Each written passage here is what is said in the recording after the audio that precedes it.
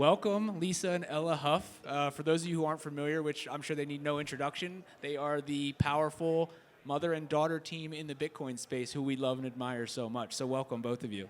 Thank you very much for having us. Thank you. Now, I don't think we can take credit for being the first panel with you two together, but I'm just going to pretend that that's the case. I think it is. Okay, I think okay. so. All right, I'm excited. Really, really pumped to have you. Thank you so much for coming. I guess to get started, I'd love to hear your orange pill story. I guess I've always assumed that like one of you orange pilled the other, but am I accurate? What happened there? Yeah, you would think that that is the way that it happened. It was interesting. It was kind of parallel stories. I was in high school in a class, a part of a technology innovation and entrepreneurship certificate program, and there was a class just called Blockchain Technologies. And at the same time, we were taking the Gary Gensler Blockchain and Money course on YouTube, and you were... I think it was a little bit before that, but yes. So she was in high school, in a boarding school, right? So like she's 3,000 miles, 1,800 miles from me. She's in one spot, I'm in another. Like all of these words start kind of coming into your orbit.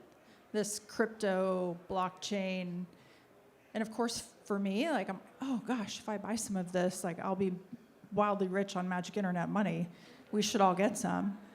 But then it just developed into, this much more meaningful study, I guess. I was a terrible student in college. Proudly admit that. And actually, factually, A students work for C students, so there's that. But we went to the Human Rights Foundation Oslo Freedom Forum, and that was, I know for me, the moment that it all started to click. And I only went because my mom found it, so she gets credit there. So it was always like parallel. At the same time, you guys were discovering this unique asset and then we're discussing it at the dinner table or in conversations with each other, and and then grew together almost, right? Yeah, it sort of became like, I'm going to send her something that she should watch on YouTube. She's sending me something. You've all done it, right? Like, kind of everybody's journey. Maybe everybody's journey, but no, it was fantastic. Sorry, go ahead. I won't hijack your whole panel, but the coolest thing about it is that you start studying something together and you're in it for a very long time, and then now we're working in Bitcoin, talking about it now we do talk about it day and night. I mean, I'm gonna need some advice because I have 3 young boys, and they know what Bitcoin is. They're gonna do a lemonade stand in town and use Bitcoin payment, but you guys clearly had success in the things that you were sharing with each other to orange pill each other. So I'm going to need to take a page from your book to teach my kids about it. So. Well, it started much earlier. When I was about 13, I made a comment that I really wanted to be a history major. And my mom kind of said, no, but we're going to talk through why not. And so we made a spreadsheet. And this is something anyone can do with their kids. The sooner the better. Basically just mapped out, you could do this with your kids. What do they want to be when they grow up? What do they want to study? Where do they want to live? Taxes, you put in all the expenses. When do you want to retire? When do you think you'll die? We did all of that, and I could not afford to live very long. And so that was the moment where it really clicked. Okay, why am I working hard? Why am I going to study what I'm going to do? How am I going to take care of myself? And so making it really real is important, and I think the sooner the better with your kids. Are you seeing, so for those of you that aren't aware, Ella started the first accredited Bitcoin program at the university that you went to, right? Well, it's only for me, unfortunately. It's called the Robert S. Harrison College Scholar Program. And essentially it's, hey, you might have a question you really want to look into that we don't offer. And so you get to come up with a thesis committee, write a thesis, and pursue your own course of study. And so I did that. Fingers crossed, it will say Bitcoin on my transcript. I'm waiting for the grades to be published. But yes, thank you. That's amazing. Yeah, and congrats on your recent college graduation. So you're about to enter the workforce, which is fun. Thank you. Yeah, and in the industry too, I hear, so that's great. Lisa, with your experience with a lot of the institutions, I know you were in energy for a long time, but then also kind of on the cusp of the institutional adoption of Bitcoin. There's one thing that they say publicly, of course, oh, we're going to diversify, make it a part of our portfolio. But what are they saying like behind closed doors? How serious are they taking this asset? And do you expect their adoption to continue to grow in both the short and long term? Yes. I think the career risk is what's holding the S&P 500 companies back. So this plethora of groups that are here today talking about a Bitcoin treasury strategy, I think they're leading the way, right? They're taking the stigma away from it. What I love to talk about and what I do speak about with the energy teams is the national security implication of having Bitcoin mining rails within the borders of the United States. Because what is not widely understood is that we are building the railroad track of the future. It's digital. And so although I've been speaking to the the energy companies, my good friend who drove all the way from New York, I just realized is in the audience here. So I've been speaking to the energy companies for years, and a few of them have been energetic about trying to figure it out. It's operationally and it's also balance sheet accretive to them to figure it out. But what is now beginning to really click is the implication of national security. And if you work at an energy company, you are at the front line of national security. If you take that energy and your energy assets, whether it's gas plants, pipelines, et cetera, a lot of the midstream assets especially, when you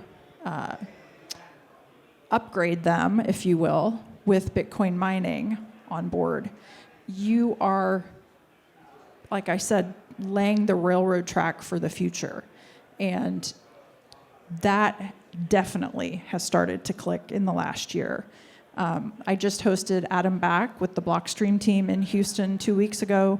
They called me 2 weeks beforehand and said, hey, Adam is going to be in Texas. Do you think there's anyone that would like to meet him in Houston? And I said, sure, let me throw together I do these emergency dinner parties or emergency cocktail parties. I said, sure, let me throw together an emergency cocktail party. We had 68 energy CEOs, executive teams, chairmen of public and private energy companies, some of the wealthiest families and the guys that run their family offices. 65 of these people showed up on 2 weeks' notice to talk to Adam Back and to hear about Bitcoin. So I think that's pretty huge signal. Wow. Yeah, you made me think of the national security discussion with that book, Soft War, that Jason wrote. Fantastic book. So it's interesting the angles that the mining and energy sector is taking with respect to Bitcoin, because you have the strategic reasons for safety, et cetera, but then you also have the fact that a lot of individuals weren't aware that there was a symbiotic relationship between miners and the grids.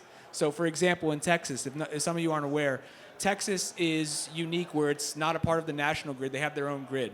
And so there's been a lot of argument where someone will say, oh, well, miners take up too much energy. And then so there's not enough energy in Texas, for example, to power the state. But what they don't realize is that the mining industry actually, because more energy is always online, they are incentivizing to build new renewable sources of energy. So they're actually helping to strengthen the grid.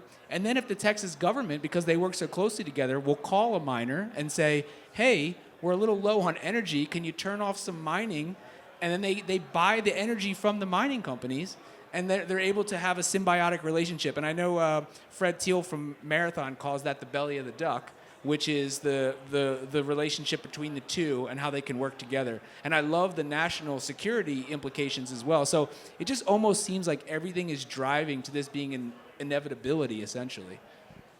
I'll just add one more thing, just to kind of make sure this comes home for you guys, or maybe you'll dig more into it and then contribute to this conversation. But when we sanctioned Russia, right, out of SWIFT, when they went into Ukraine and we said, oh, we're going to punish you We're going to take you, forbid you from transacting on the U.S. dollarized system, right?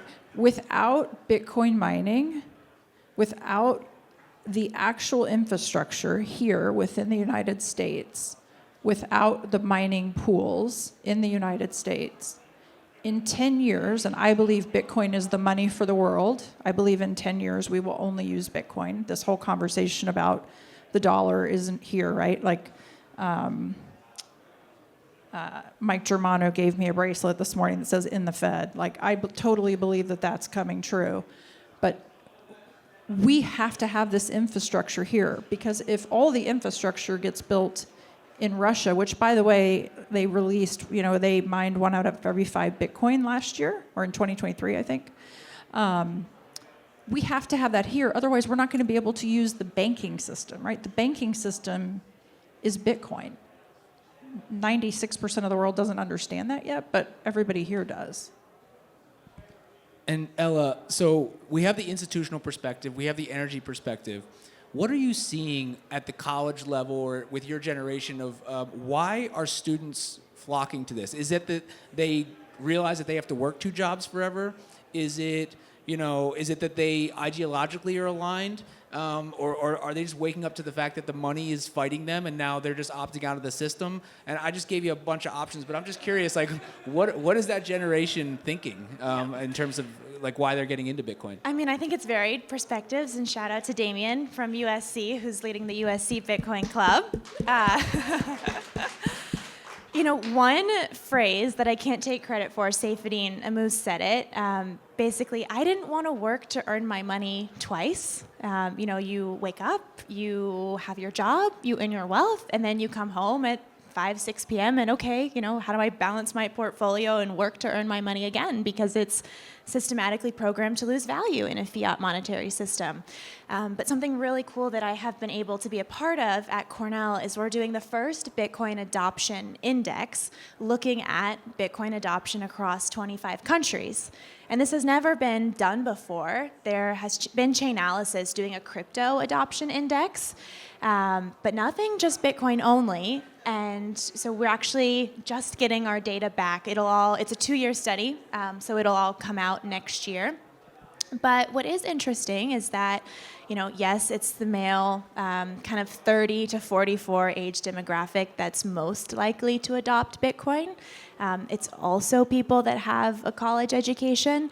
And this one really surprised me. It's also people that have extensive knowledge about finance already. And so, I kind of thought younger generations were not super indebted to this old system. We're, just getting our first jobs, building our nest egg. Maybe that's an easier way to educate Bitcoin and share it, kind of skip the fiat standard. But it's interesting that actually having some financial knowledge is important. And I also think nowhere in school are we really taught about money. Yeah. If I could just add, I think that in schools, and Tracy and I have talked about this, my friend in the audience, like, kids should be required to do a spreadsheet, whether it's a parent requirement or a school requirement, but you should have, the moment they can manipulate Excel, like, tell them to go decide what city they want to live in, go look up what the average cost is, et cetera, and then forecast that out. In our family, we live to be 95. How do we make this work to 95, right? Because it's not about getting to retirement. It's not about saving for retirement. It's about getting you to 95 so that you can live, with honor and grace. And I really say that from the heart, because my biggest fear in life before Bitcoin was that I was going to be under a bridge by 70. I just couldn't figure out in my mind how to make the math work. And with Bitcoin, all of that just literally just fell away. But I'll just, so this is kind of the US Canada, Western perspective, but the study encompasses like the Philippines, South Africa, Kenya, Ukraine, Russia. And for a lot of those places, like none of what I have just said really matters. It's actually pain that you feel from being censored, locked out of your banking system, never have access to one, remittances. And so I think everyone comes to Bitcoin in a different way, a different story. And, I think people like Damien again, Jake, all talking about, how can we spread this message that resonates with that individual? And with students, I think we just have a duty to really speak to them and try to understand their pain points and spread it to them as well. Yeah, I love that. I mean, even at 3%, I said this with VJ on a previous panel, is even at 3% inflation, if we're to believe that number, you look at that over a 20-year period, you lose more than half your money. So they're debasing your money, they're taxing your money, they're making you work extra hard for your money. My biggest fear, to partner with what you just said, is that my 3 boys are, what does the future look for them in 10 years? Without Bitcoin, I would have a much more cynical outlook, to be honest with you. And the fact that I'm saving, we just had I'll share a conversation her and I just had, Lisa and I. I banked at a fairly large traditional banking institution for my kids. So, when they were born, had their first birthdays, friends and family gave them money, and, maybe it was like $1,000, $2,000 each. And I hadn't deposited any money there in a while. I just had it in their little checking account. And all of a sudden I got an email from this institution. I want to name them, but I'm going to take the high ground for a second. But they sent me an email and they were like, oh yeah, we're closing these accounts because we haven't heard from you and you haven't deposited in 2 years. I was like, excuse me? You're taking not even my money, you're taking my kids' money? For what? And they had no logical explanation other than the fact that I hadn't deposited in a while. I mean, they're rehypothecating that money anyway, right? So why do they think that they can take it? And so this was a transformational moment for me. It also was around COVID, and I guess my Bitcoin belief strengthened at that time as well. And I just said, all right, screw you. And I took the money out, bought them Bitcoin, and now my boys have each 0.1 Bitcoin from that pool. And so, it's just stuff like this. As you start to learn more about finance or be in that, your eyes start to open to the game that we're on. We're all on this like wheel of like the hamster wheel. And so I strongly believe in adoption. By the way, I want to talk to you offline about this adoption report. I'd love to get involved in that. That sounds really interesting. But what do you think? I love the spreadsheet idea, too, that you guys talked about. What do you think is the key to continue to spread adoption across multiple industries, multiple generations? What do you think speaks to them? Is it different things? Is it spreadsheets? Is it video format? Is it events? Like, what do you think we can do as a society to continue the knowledge? I'll just say, we just need to keep talking about it and interacting with everyone that you see. There's a VIP lounge right here with a massage person, and she just worked out a kink in my neck that I've had for like 2 weeks. She worked it out in like 10 minutes. And I said, may I tip you in Bitcoin? And she's like, oh, sure, I have a wallet, blah, blah. We couldn't get it to work. I ended up handing her dollars, and she said, do you think Bitcoin will really keep going up? And I said, it's going up forever, Laura. And I stalked her for a minute, and then I could see that I was really losing her. And then Ella walks up, and they continue the conversation. And in 5 minutes, the woman's, not demeanor, because she's got a really lovely demeanor, but I could tell that it resonated with what Ella said. And so that's why it's hugely important that everybody here, it's your job. Right? We speak at a lot of conferences, but there's a lot of podcasters out here, great podcasters, people doing educational programs. It's our responsibility to just keep asking, can I pay you in Bitcoin? And bring people on board, I think, one at a time. I think it's kind of a one at a time. Although this number go up, technology helps bring people into. That's great. Yeah, so I, as a part of my thesis, I was kind of looking at adoption and a little game theory, and one of the papers I was reading was this study about how do you influence behavior, and they looked at social-based versus task-based ties, and so to the point, social, as my mom was just saying, that is what had a greater impact on changing behavior. So I think, yes, everyone in your local community is someone you can talk to and you have kind of that social relationship there. But also, I hope for companies' jobs. You have all these students that they're in school, they want to learn skills, they're looking for internships, looking for jobs, and a lot of people think, oh, I got to change my interests to be interested in Bitcoin to work in the space. But no, you all have something, some skill that you're really good at, and Bitcoin needs that. And so I think if we can just keep supporting different ways to make especially young people feel like they're an active participant and they're valued, which you have done so nicely for me, will be meaningful as well going forward. And I want to publicly say thank you. We were looking to hire a couple interns and reached out to Ella, and so we have one starting on Monday from your network. Brilliant. Yeah, we're very excited about that. So thank you. No, thank you. Yeah, of course. Yeah, and I also think it's interesting too, where like I feel like once you create one Bitcoiner, like they have those conversations that you mentioned, but then if they start to orange pill their family, I use my sons as an example, but I'm not alone. Several others are doing the same. So it's almost like you create one Bitcoiner, and then over time, they orange pill friends and family, but then like their direct nuclear family. So it just seems inevitable, and I hope one day I'm on a stage with my kids, like you two are. I feel like you're the power family here on the Bitcoiner journey, and and I wanted to ask you too, is in terms of, there was the Women in Bitcoin brunch yesterday, and I feel like you two are important figures in that movement, and I just wonder, how seriously you take that and continuing to spread that through the women community, and if you're seeing that to continue to proliferate and grow in the industry as more and more people are getting into it. Are you feeling like that's a mantle you guys are taking and running with, and just, being a bastion for your community? Also, so my graduation gift, my mom finally wrote me a copy of this book that she's been writing called The Good Life Guide. And one of the rules in there is your platform is wherever you are. And so I think that goes for all of us. Maybe especially women sometimes need to be told that, but that's how she's raised me to live my life, is your platform is wherever you are. You don't have to be the best, you don't have to be the best expert, but you have a voice and you can use it. Yeah, I was just going to say shout out to Natalie Brunell, who really has kept that Women in Bitcoin. She started it. She keeps the fire burning hot.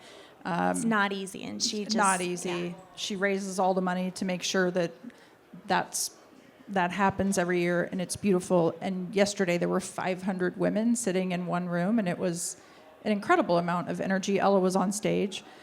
There were 300 women on the waiting list. Like, again, I think that's great signal for our space. I hate that word, though. That's like such a old school finance word.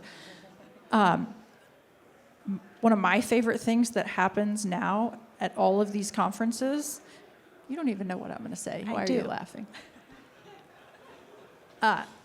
Everyone brings their mother to meet me. Like, I take my role as like the room mom of Bitcoin very seriously. No, I just finally got to meet Ainsley, and she's like, oh, I got to get my mom. And now we get to meet her mom. Right? Like, come on, moms, let's go. I don't know if I take it seriously, but it makes me incredibly happy. And also, Katie barred the door if there's a kid in a stroller, because you will probably find me bent down, like trying to talk to them and telling their parents, like no pressure, but like the whole world depends on them. So like if you've got a kid in a stroller at a Bitcoin conference, like we're putting that in the win category. I actually have seen a ton of kids here. And every time I'm giving like the little, because I miss my kids, been gone for a couple days, giving them fist bumps and stuff, because I'm so excited to see that. And so I guess, before we wrap up, I'd love to hear, between the institutional adoption, the energy sector getting into it, nation states adopting, retail not quite there yet for this cycle, I'd say, but for sure coming, I'd say.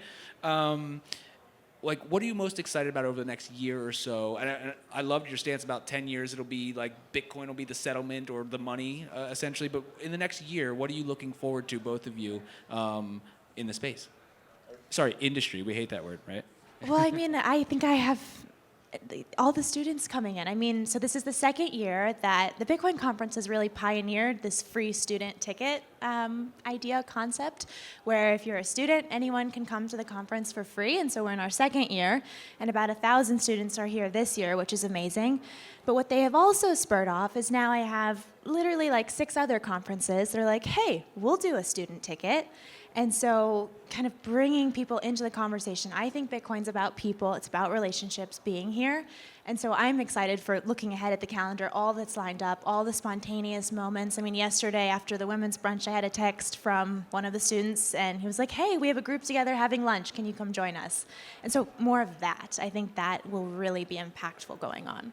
I will take kind of the maybe unpopular opinion. I don't really care what the institutions do. I have tried to do my part. I worked at Fidelity for 2 months and told them I would go build, the Bitcoin custodian, America's custodian, right, for the S&P 500 companies. I have really great relationships, and that just wasn't. They're wonderful. I love Fidelity, but they didn't like for me to speak at conferences, nor did they permit me to have social media. And I just think that our voices are what we have, right? Like your voice is what you have. So, we can't allow others to enter our lives and prohibit us from speaking what we believe to be our purpose. And Bitcoin is very much my purpose. I finally, at 54 years old, I'm like, oh, I finally figured out what I want to do, right? Like, I wake up thinking about Bitcoin. It makes me happy to see all these kids. People always say, are you proud of Ella? Of course I am, but also I'm happy that she's going into a world where hopefully the bad or the noise is drifting away, right? Like, because Bitcoin to me is, yes, it's the money aspect, but it's also we're improving the food. We're improving our health, right? We're having these conversations. I look around and I go, God, everyone here is so unhealthy, right? And you guys too go to a ton of Bitcoin conferences in other countries. People look different in other places. I'm so happy that we're like bringing all of those aspects together. I think that's what Bitcoin does. It really challenges us to make the world just, clean up all the garbage that somehow got into the day-to-day, clean up all the bad food or the bad imagery. Like, it just brings us back to this, the perfect world. I don't want to talk about Bitcoin. It is my purpose for the moment, but I love dahlias. I love moving dirt in my garden. Like, you all probably have very similar, there are other things to do with our time than talk about Bitcoin and sit in conference rooms, but that's the gift Bitcoin gives us, because it's helping us build a world where we can all go find what we're supposed to be doing, what God put us here to do.